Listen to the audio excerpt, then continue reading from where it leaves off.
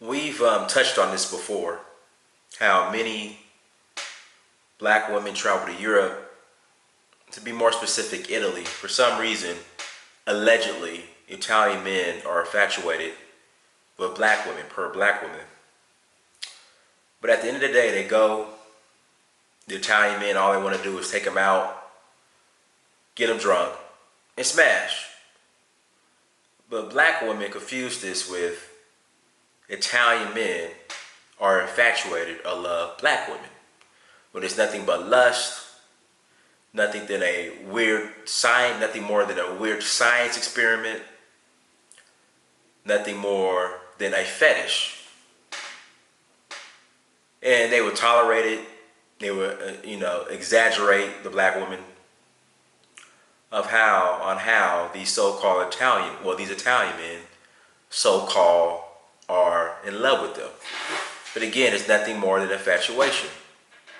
Because I'll tell you why. When you go to Italy, or wherever, where these men so-called are infatuated, but it's more like a fetish, have a fetish or are infatuated with black women, they never take you home to meet their families. They never invite you to their houses to eat. All they want to do is take you out, drink, and smash. That's it. But again, here in the States, we'll say brothers, black men do that. We're treated as dogs, misogynistic, and all these other big feminist words.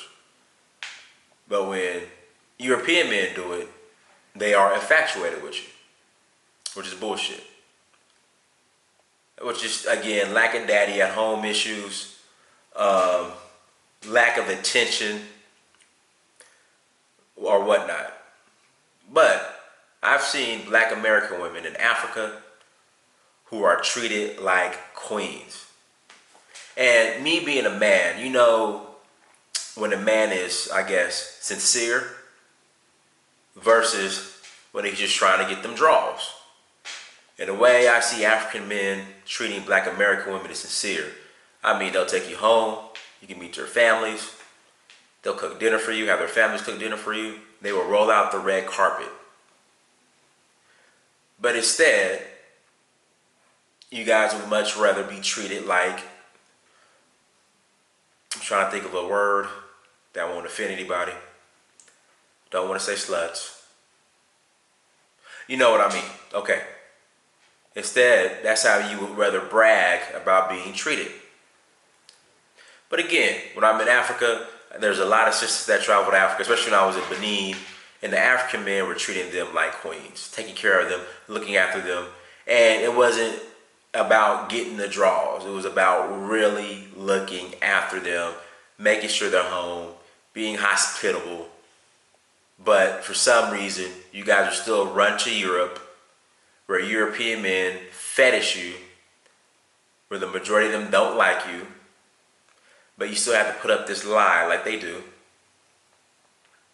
I don't know if it's Stockholm Syndrome, I don't know what it is, but it's just, and these are educated, so-called educated sisters who brag about the degrees. But when I say, hey, you don't have to tolerate the colorism you complain about. You don't have to tolerate European men fetishizing you, not really liking you for who you are. That there is places in Africa where you could go right now, you'll be treated like queens, and they'll take care of you and sincere. Won't try and get in your draws. You were rejected, and then go to all these other places where they treat you like shit or a piece of meat and be okay with it and brag about it on Facebook. That's some serious Stockholm Syndrome.